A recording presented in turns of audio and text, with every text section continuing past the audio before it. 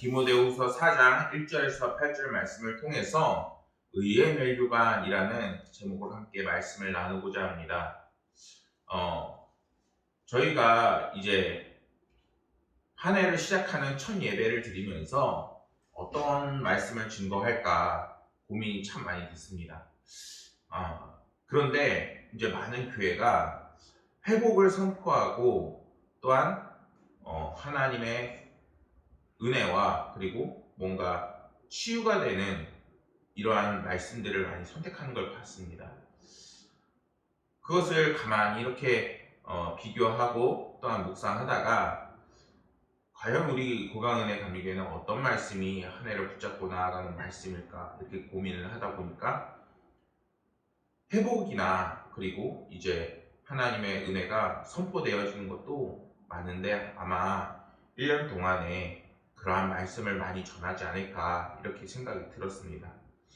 그런데 그 많은 말씀들 중에서 궁극적으로 우리가 정말 희망이 되고 소망이 되는 그 말씀은 무엇일까 이렇게 생각을 하다 보니까 주님이 우리와 함께 하시는 것이요 또한 주님께서 주실 그 상급을 바라보고 가는 그러한 소망이 있는 삶을 살아야겠다라는 생각이 들었습니다. 이러한 글을 보았습니다. 새 식구가 사는 가정에 걱정거리가 생겼습니다. 5살 막내가 가난한 가정 형편으로 치료 한번 받지 못하고 병이 깊어져 가기만 했기 때문입니다.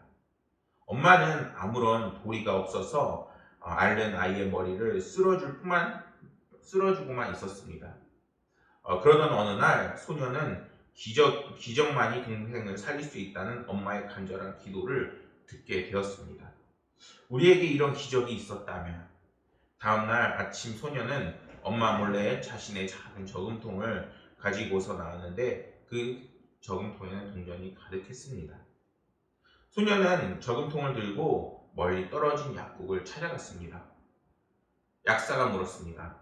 어떻게 왔니? 무슨 약이 필요한 거니? 이렇게 묻자 소녀는 뛰어서 왔는지 가쁜 숨을 막 이렇게 내쉬면서 약사에게 말을 합니다. 저기 동생이 아픈데 엄마가 기적이 있어야 나는데요. 그 모습을 처음부터 지켜보고 있던 옆에 신사가 물었습니다. 꼬마야, 내 동생한테 어떤 기적이 필요하니? 이렇게 질문을 했습니다. 나도 모르겠어요. 그런데 동생이 수술을 해야 되는데 돈이 없어서 엄마가 기적이 있으면 살릴 수 있대요. 그래서 그 기적을 사러 왔어요. 이렇게 이야기를 한 겁니다. 신사는 저금통을 받고서는 기적을 사겠다며 소년의 집으로 함께 갔습니다. 그리고 그 소년의 동생을 진찰한 뒤에 병원으로 가서 수술까지 해 주었습니다. 약사의 동생인 그는 큰 병원의 유명한 의사였던 것입니다. 수술이 무사히 끝나고 소년의 엄마가 걱정스러운 얼굴로 수술비 비용을 이 남자에게 물었습니다. 그러자 이 남자가 이렇게 대답했습니다. 수술비 비용은 이미 다 냈습니다. 이러한 글을 보게 되었는데 이 글 밑에 명언이 있는 겁니다. 아인슈타인이 이런 이야기를 했습니다. 세상을 사는 방법에는 두 가지가 있습니다. 하나는 기적이란 없다고 믿는 것과 또 하나는 모든 것이 기적이라고 믿고 사는 것이라는 것입니다. 나는 후자를 선택했습니다. 이 글을 읽는데 과연 우리 2022년도를 시작하면서 우리 그리스도인들은 어떤 기적을 믿어야 될까요? 주님께서 우리와 함께 하시고 우리의 삶을 주관하시고 그리고 그 모든 순간에 정말 나의 믿기지 않는 인생을 이제는 믿기지 않는 방법으로 분명하게 역사하실 것을 믿는 하나님의 은혜가 분명히 있을 것이라는 그러한 믿음이 저희 가운데 있어야 하는 것입니다. 2021년도를 잘 마쳤고 이제는 2022년도를 시작하는 이때에 우리는 하나님께서 함께하는 기적이 우리의 삶에 가득해야겠습니다.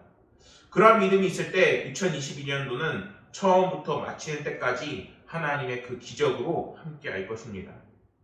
오늘 말씀에서 하나님께서는 앞과 산자와 죽은 자를 심판하실 그리스도 예수 앞에서 그의 나타나실 것과 그의 나라를 두고 엄명한다고 말씀하고 있습니다. 이는 사도 바울이 앞으로 심판주로 오실 예수 그리스도에 대해서 그 진리를 다시 한번 생각해 보라고 얘기하면서 디모데에게 권면하고 있는 상황입니다. 그러면은 이러한 권면은 디모데에게 무엇을 생각나게 하고 있나요? 그것은 주님께서 다시 오실 것이라 했던 이제 주님의 재림에 대해서 다시 한번 기억나게 하고 있는 것입니다. 재림의 신앙을 이야기하고 있는 거예요. 물론 본절의 그 표면적인 표면을 살펴보면은 심판자이신 예수 그리스도와 그의 다시 오심과 하나님의 나라를 떠올리게 하는 자는 아마 지금 사도 바울이 이야기하고 있기 때문에 사도 바울이라고 말할 수 있을 것입니다.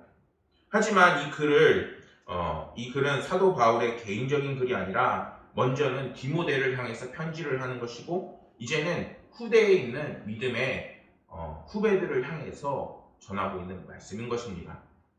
말씀에서 말하고 있는 주님의 다시 오심에 대해서 다시 한번 언급하면서 반응을 일으키게 되는 사람들은 바로 이 글을 읽고 있는 저희들이라는 것이에요.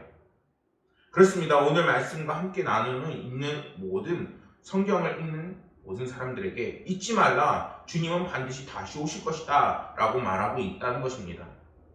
사도 바울은 자신의 생애의 마지막을 보내면서 그 권면을 하고 있는 것입니다. 상대방이 자신만 떠올리는 것이 아니라 너희들도 이제는 주님께서 다시 오실 것을 잊지 말라. 심판주로 다시 오실 예수 그리스도의 그 재림에 대해서 잊지 말라고 계속해서 이야기하고 있습니다. 사도 바울은 그것이 앞으로의 세상을 살아가는 믿음의 후배들의 그 마음에 깊이 잊지 말아야 하는 그 근본이라는 것입니다.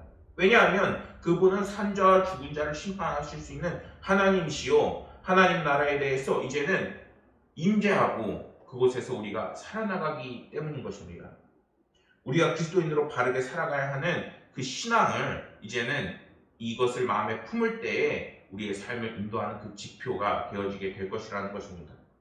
사도 바울은 우리가 긴장을 놓치지 말고 끊임없이 그리스도인으로 살아갈 것을 이야기하고 있는 것입니다. 오늘날 코로나 바이러스와 그 여파로 인해서 우리는 심각한 영적 침체기를 만나고 있다고 이야기할 수 있습니다. 그러나 이러한 영적 침체기가 당연하게 여겨야 되는 것일까요? 아니라는 거예요. 오늘 사도 바울은 주님이 다시 오실 것을 말씀하는 것은 우리가 어두운 환경을 만난다 할지라도 우리의 삶의 기준에 예수 그리스도가 계시다면은 이 모든 것들을 이제는 주님 안에서 희망으로, 소망으로, 또한 모든 시작을 이제 하나님의 은혜로 시작할 수 있다는 것을 이야기하고 있는 것입니다. 언젠가 그분을 만나게 될 것이고 그분은 우리의 살아온 인생을 보시게 될 것입니다. 우리는 어떻게 살아야 할까요? 우리는 당당하게 예수 그리스도의 이름으로 살아왔노라 고백할 수 있고 당신의 그 심판은 이제는 오히려 나를 구원하는 것이지 나는 당당하다라고 사도 바울처럼 고백할 수 있어야 되는 것입니다. 사도 바울 역시 지금 주님의 당장의 재림을 이야기하고 있는 것이 아니에요. 그러나 우리를 향해서 주님의 재림을 이야기하면서 그의 준비된 삶을 살라고 이야기하고 있는 것입니다. 우리가 주님을 만날 준비가 된 삶을 살 때에 이제는 이 영적 침체기는 너무나도 작은 것입니다. 그리고 그것을 이겨내고 오늘날에 주님이 주시는 은혜로 채워주시며 이제는 승리와 은혜로 가득 넘치는 모든 시간이 될 수 있게 되어지는 것입니다. 그렇게 우리는 2022년도를 살 때에 주님께서 나와 함께 하시고 주님께서 나의 인생을 보실 것이고 그리고 그 믿음으로 승리하게 되는 삶을 살게 될 것임을 선포하시길 소망합니다. 사도 바울은 예수님의 그 재림을 기억하면서 강한 권면을 이어서 하고 있습니다. 2절에서 너는 말씀을 전파라고 말씀하고 있는 것이죠. 그리고 그것을 때를 얻든지 못 얻든지 항상 힘쓰라고 말하고 있습니다. 이 말은 그 재림의 신앙을 강조하면서 복음의 진리를 거부하는 이 세상 속에서 성도가 반드시 해야 할 일은 전도라는 것입니다. 그렇습니다. 전도는 이 세상에서 성도 누구에게나 주어지는 사명인 것입니다. 우리는 전도에 대해서 오해해서는 안 됩니다. 전도는 신앙을 완전하게 잃었다고 하는 것도 아니요, 은사와 재능이 있다고 해서 하는 것도 아니요, 전도는 뭔가 열매를 계산하고 하는 것이 아닌 것입니다. 성경은 우리에게 전파하라, 그리고 때와 상관없이 힘쓰라 라고 명령하고 있습니다. 이 말은 전도는 주를 믿는 성도들에게 있어서 우리에게 반드시 해나가야 할 사명인 것입니다. 로마서 10장 14절에 이렇게 말씀합니다. 그런즉 그들이 믿든지 아니하는 이를 어찌 부르리요? 듣지도 못한 이를 어찌 믿으리요? 전파한 자가 어찌 들으리요? 이렇게 말씀하고 있습니다. 주님은 누구든지 주의 이름을 부르는 자는 구원을 받으리라고 선포하셨습니다. 그런데 그것을 전하는 복음의 그 전달자가 없으면 아무 의미가 없다는 것이죠. 2022년도를 시작함에 있어서 우리가 밟지 못한 시작을 열었습니다. 심지어 미래를 생각할수록 절망이 우리 앞을 가로막고 있는 마음이 들 수도 있습니다.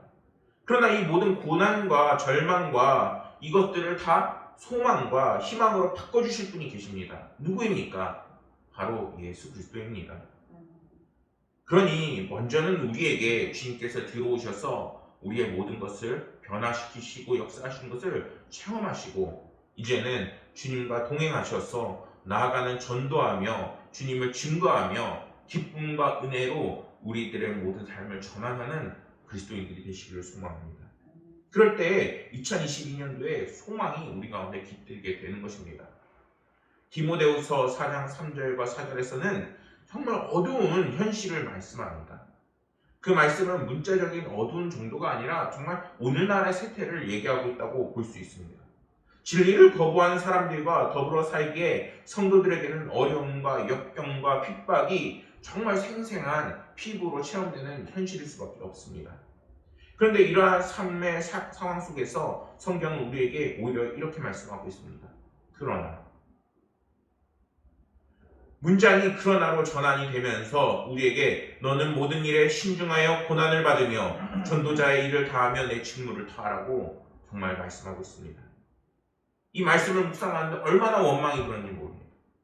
주님 왜 그러십니까? 우리의 현실은 너무나도 암담합니다. 희망의 메시지를 주셔도 부족한 판국에 왜 이런 직무를 다하라고 강력하게 말씀하십니까? 원망이 들었습니다. 울컥 터져 나오더라고요. 그런데 헬라어 원문으로 보면은 이 인fun대명사가 먼저 나오지만 여기에 나타난 역전되는 관계가 나타내는 접속어 그러나는 문장의 흐름의 모든 것을 이제는 그 뒷부분을 암시하는 내용을 담고 있습니다. 이 말씀을 다시 읽는다고 생각했을 때에 앞에서는 먼저 그 세태를 나타내는 말씀, 4절의 그 말씀을 읽으면은 또 그 귀를 진리에 돌이켜 허탄한 이야기를 따르리라. 정말 이 세상이 허탄한 이야기를 따르고 정말 허망한 세상임을 이야기하면서 그것을 읽고 나서 그러나의 강세를 주며 5절 후반부에는 너는 이 모든 일에 신중하고 고난을 받는 전도자의 일을 하며 내 직무를 다하라 이렇게 읽었을 때 여기서 그러나는 다른 곳에서 쓰인 접속사 그러나와는 전혀 다른 것입니다. 어두운 현실 속에서 성도가 가져야 할 결단을 이제는 이야기하고 있는 것이고 그 결단이 있을 때 이제는 하나님의 은혜와 강력한 강권이 우리를 움직이고 능력과 힘을 더해주신다는 것입니다. 3절에서 5절 말씀을 읽을 때 이 그러나는 한 단어를 통해서 우리의 삶이 이제는 세상과 달라야 함을 이야기하고 있는 것입니다. 그러나를 중심으로 앞에는 현실을 그리고 후반부에는 우리가 어떻게 살아야 할지를 말씀하고 있는 것입니다. 때문에 우리는 이 현실 속에서 세상을 따르지 않고 이제는 주님께서 주시는 하나님의 영광을 올려드리는 성도의 삶을 선택하면서 살아나가야 하는 것입니다. 이 말씀은 우리가 진리를 거부하는 이 세상 속에서 그 유혹을 떨쳐나갈 수 있는 그 방법이 이제는 다시 한번 우리의 마음을 다잡고 주님 뜻대로 살아가겠습니다 하는 그 결단이 우리 가운데 있어야 한다는 것입니다. 우리는 하나님의 자녀로 그러나 주를 따르겠습니다 하는 결단이 필요한 것입니다. 그리고 그러나 주님 이젠 전도하겠습니다 하는 결단이 필요한 것입니다. 주님 그러나 이제는 주님은 나의 주인이십니다 하는 고백이 우리 가운데 있어야 하는 것입니다. 이것을 무엇이라 말할 수 있을까요? 바로 불굴의 신앙이라 말할 수 있는 것입니다.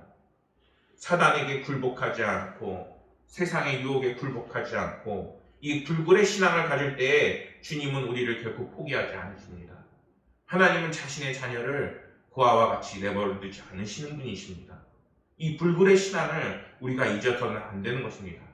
그러나 주님께서 나를 확증하셨습니다.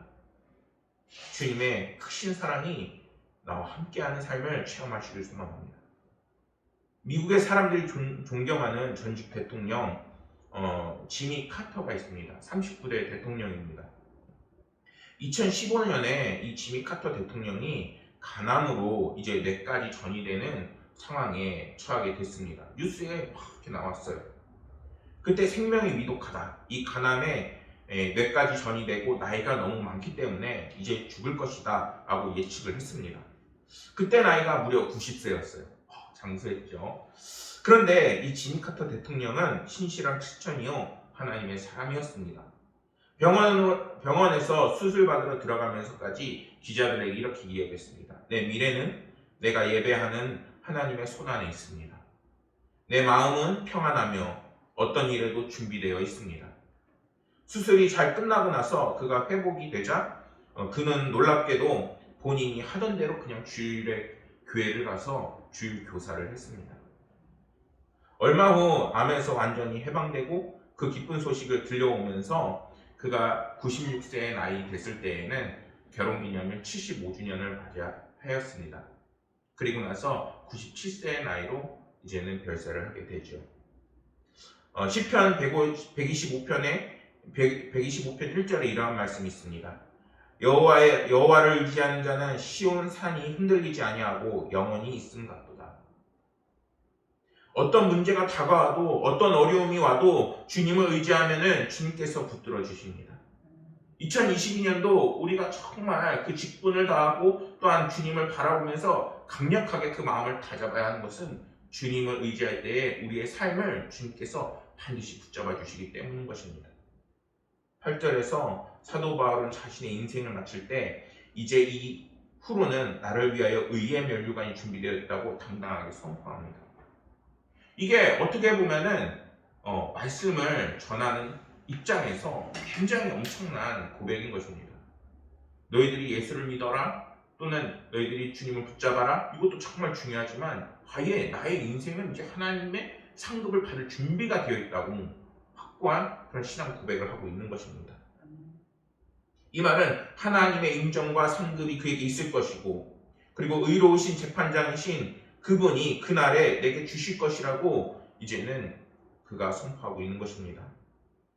이와 동일한 표현이 성경 여러 군데에 나오는데 야고보서 1장 12절의 말씀을 보면은 이 의의 면류관에 대해서 이렇게도 이야기합니다.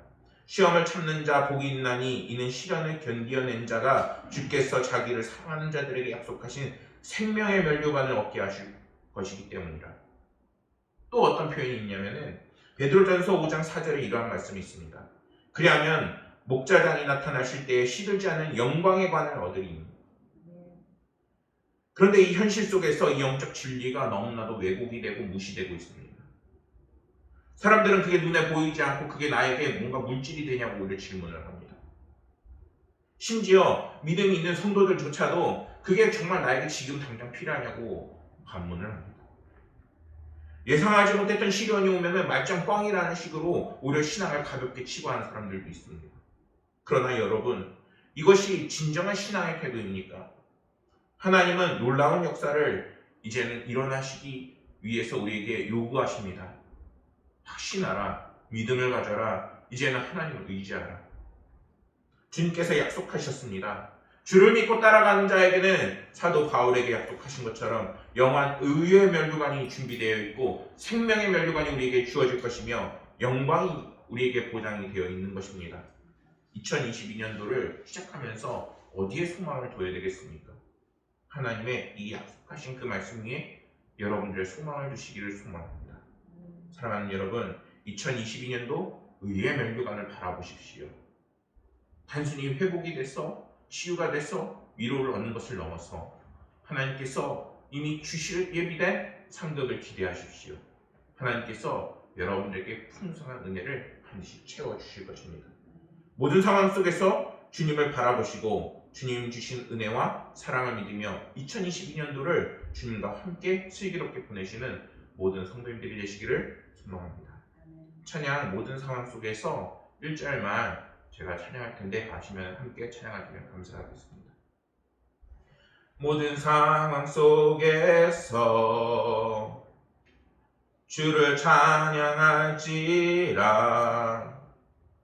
주는 너의 큰 상급 큰 도움이시라. 내 영혼이 확정되고 확정되어 싸우니 믿음에 눈들어 주를 바라봅니다. 내 영혼이 확정되고 확정되어 싸우니 믿음에 눈들어 주를 바라봅니다.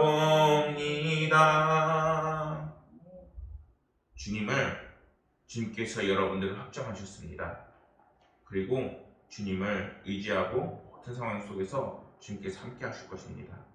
그러한 믿음으로 모든 시간을 승리하시고 기쁨이 넘치시기를 소망하겠습니다. 기도하시겠습니다. 주님, 오늘 주님께서 우리에게 의의 멸류관, 영광의 관, 아버지 하나님께서 생명의 관을 우리에게 주실 것이며 아버지 하나님께서 우리의 삶의 모든 것을 책임지시면서 인도하시며 주를 붙잡는 자, 주를 의지하는 자, 전도하는 자, 주를 고백하는 자를 아버지 하나님께서 이제는 책임지실 것을 배웠습니다. 아버지 하나님께서 우리의 모든 성도들의 삶을 주관하시고 이끌어 주옵소서. 아버지 하나님께서 오늘 시작하는 이 시간부터 2022년도를